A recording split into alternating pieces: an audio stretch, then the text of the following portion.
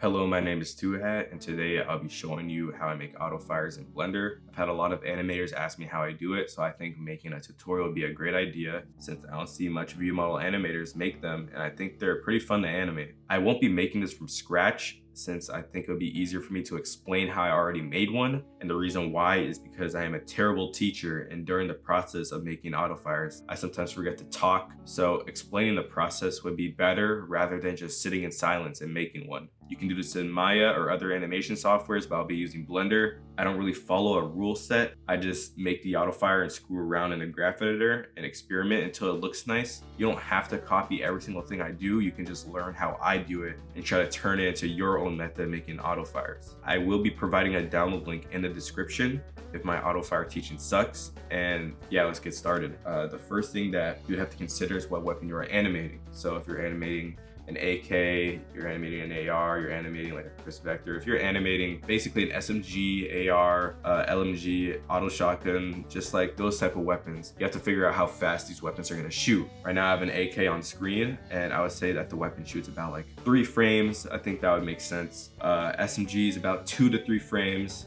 Would be reasonable. LMGs and other weapons would be about 4 to 6 frames, somewhere around that range. You know, they all don't have the same fire rate. So if you want to figure out how fast your weapon shoots, you can watch animations, gameplay, or real life footage of your weapon full autoing and get an idea on how fast it shoots. Now it's time to show you how I make the auto fire. So what I do is start by making a single fire animation. The reason why I do this is I take the kick of the fire and I take the B2Y and other motions and create my own auto fire with it. And how I do this is I create the fire and I add the camera and I copy the amount of frames I want from the fire and I paste it over and over and over again until the last fire. I take that same fire and paste it for the last bullet being shot so I can get that B2Y and I can get that auto fire sequence. Now I start by making the auto fire. So what I do is I start with pitch, and pitch is pretty important to convey the weapon losing control at first and recoiling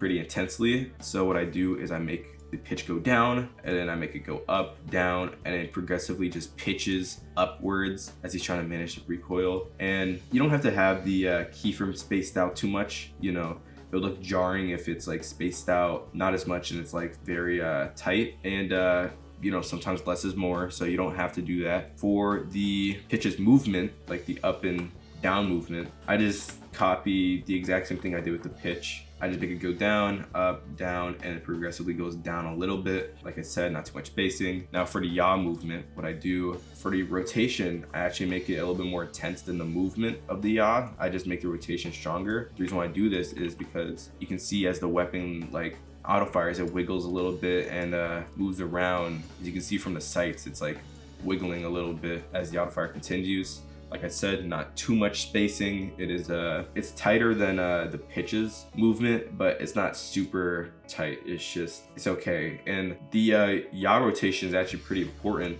So if I delete all of this, you can see it just doesn't really look that great. It looks a little stiff, but with it, you can see the weapons wiggling and like, you know, losing control and whatever. I think it looks nice. Now for the yaw's movement, like I said, spaced out. But what I do is I make the yaw movement, I don't really make it move that much because it looks pretty jarring if it's moving a lot, and it doesn't really look nice if you make it move it a lot. So like this, well, it's not really a good example. Just amp it up a little bit. It just doesn't look that nice, basically. It just looks weird. Just very minimal movement, so it doesn't look as jarring. And now for the most important movement, which I think is the roll and the back and forward recoiling of the weapon. So yeah, let's start with the roll. The roll has no spacing added. This is the exact same rotations that I had from the previous fire. And the reason why I don't space them out at all and I make them pretty shaky is if you try to just make it spaced out, it doesn't look as nice. It just looks muddy and it's not shaky. You want to have it not as spaced out. You want to make it pretty tight together so it is shaking a lot. For the back and forward movement, you want it to be pretty intense at first. You can see that the graphs are pretty big, like the length, but then it progressively gets a little bit weaker until at the end it gets stronger and stronger, and it goes back further and further as the weapon continues to auto fire. I did this to simulate like the recoiling of the weapon. It's like harder to control and like harder to get a grasp on. So he's kind of like having the stock in his armpit, trying to like control it as the weapon fires. And yeah, I have all of that covered. Now for the camera. What I do for the camera, I pretty much just do the exact same thing I did for the weapon's auto fire, but what I do is I delay the camera's movement purposefully. The reason why I do this is because it looks weird when the guy's pretty much tracking the weapon's auto fire. It doesn't really look nice. It looks a little weird. It doesn't really look good. It kind of looks like the weapon is constrained to the guy's like eyes. Like it doesn't look good. And I'll show you what it looks like in a second. Let me see if I can find it. Hold on.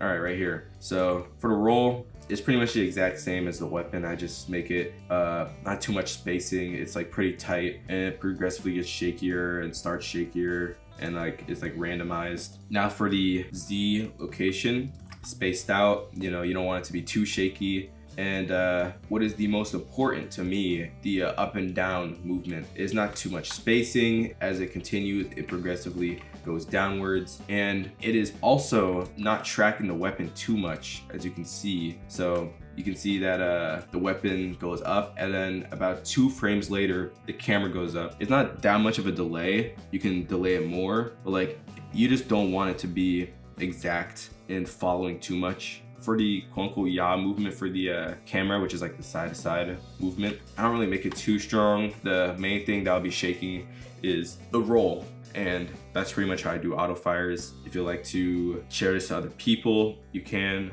I will be providing the download link, and yeah, peace.